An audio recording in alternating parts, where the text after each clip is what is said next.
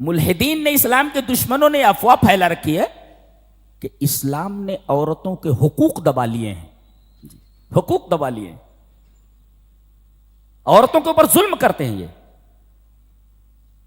اچھا تم نے کون سی ان کی عزت بڑھا دی ہے؟ تم تو کہتے ہو کہ یہ بندر کی اولاد ہے۔ یہاں کہا گیا یا ایھا الناس اتقوا ربکم الذی خلقکم من نفس واحدہ، نفس واحدہ سے ان کو پیدا کیا گیا، آدم سے اور حوا سے پیدا کیا گیا۔ دیکھو دیکھو، نفس واحدہ سے، وخلق منہا زوجہا، حضرت آدم سے حضرت حوا کو پیدا کیا، وبث منہما رجالا کثیرا، اور انہی سے سارے لوگ پیدا ہوئے۔ تم تو کہتے ہو کہ بندروں سے ہم لوگ پیدا ہوئے ہیں، عورت بھی بندریہ تھی اور یہ مرد بھی بندر تھے، تو تم نے کون سی عزت بڑھا دی؟ یہاں تو کہا جا رہا ہے کہ حضرت آدم کو ہم نے بنایا، ان کی بیوی کو ہم نے ان کی پسلی سے بنایا، دونوں کے اولادوں میں سے تم ہو، ایک عزت تو یہ۔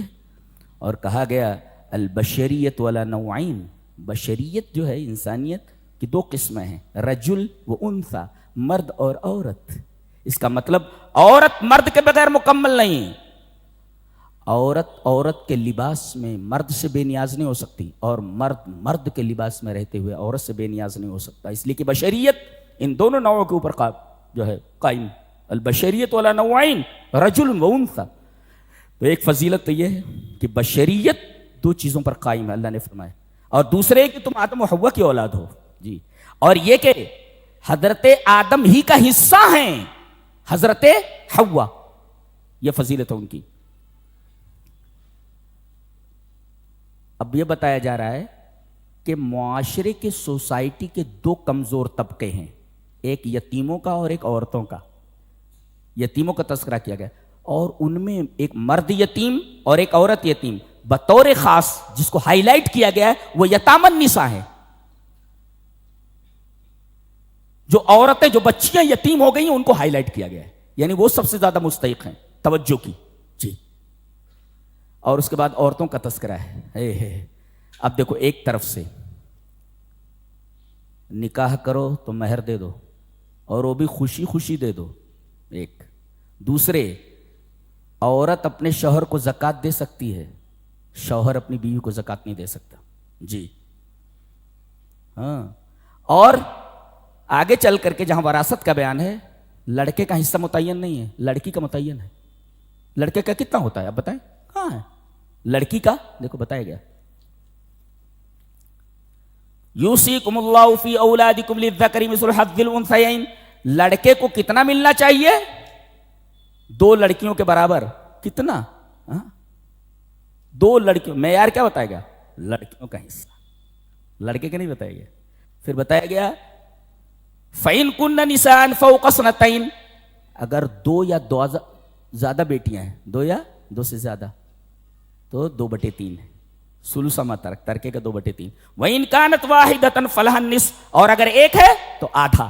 دیکھیے یہ حصہ بتایا جا رہا ہے، آدھا 2/3، ماں کا 1/6، جمع من الاخوہ ہوں تو فَإِن كَانَ لَهُ إِخْوَةٌ فَلَهُ السُّدُسُ، اور فَإِن لَّمْ يَكُن لَّهُ وَلَدٌ، اگر اولاد نہیں ہے تو 1/3 ماں کا حصہ۔ اچھا، فَإِن كَانَ لَهُ إِخْوَةٌ فَلَهُ السُّدُسُ، اگر کئی بھائی بہن ہوں تو ماں کا 1/6، ماں کا 1/6، ماں کا 1/3، اللہ اکبر، ماں کا 1/6۔ لڑکے کا حصہ نہیں بیان کیا گیا۔ بیوی کا اگر اولاد موجود ہے تو 1/8، اولاد موجود نہیں تو 1/4۔ دیکھو تمام عورتوں کے حصے بیان کیے گئے، مرد کا حصہ نہیں بیان کیا گیا، بیٹے کا حصہ نہیں بیان کیا گیا۔ کیا کہا گیا؟ دو لڑکیوں کے حصے کے برابر لڑکے کا حصہ ہے۔ لڑکے کا کتنا معلوم نہیں، بتایا نہیں گیا۔ اللہ، یہ عورت کی ایک فضیلت ہے، یہ عورت کی یہ فضیلت ہے عورت کی۔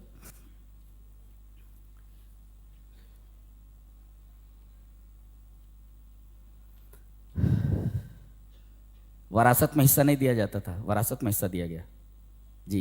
للنساء نصیب مما ترک الوالدان وللنساء نصیب مما ترک الوالدان والاقربون۔ کیا حقوق چاہیے؟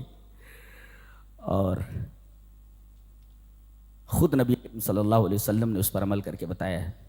حضرت عائشہ فرماتی ہیں، مجھے جتنی زیادہ غیرت حضرت خدیجہ سے آتی تھی کسی اور عورت کے اوپر اتنی غیرت نہیں ہوتی تھی. جب دیکھو نبی کریم صلی اللہ علیہ وسلم حضرت خدیجہ کا ذکر کرتے, خدیجہ ایسی تھی تو خدیجہ ویسی تھی. ایک دفعہ جھنجھلا کر کے انہوں نے کہا کانہو لم یکن امرات الا خدیجہ. یہ حضرت عائشہ کے الفاظ ہیں. ایسا لگتا ہے آپ بیان کر رہے جیسے خدیجہ سے کوئی عورت ہی نہیں. یہ سوکناپا جو ہوتا ہے نا وہ نبی کی بیوی ہو تو بھی ہوتا ہی ہے. نبی کریم صلی اللہ علیہ وسلم کثرت سے ان کا ذکر فرماتے, میری خدیجہ ایسی تھی, میری خدیجہ ایسی.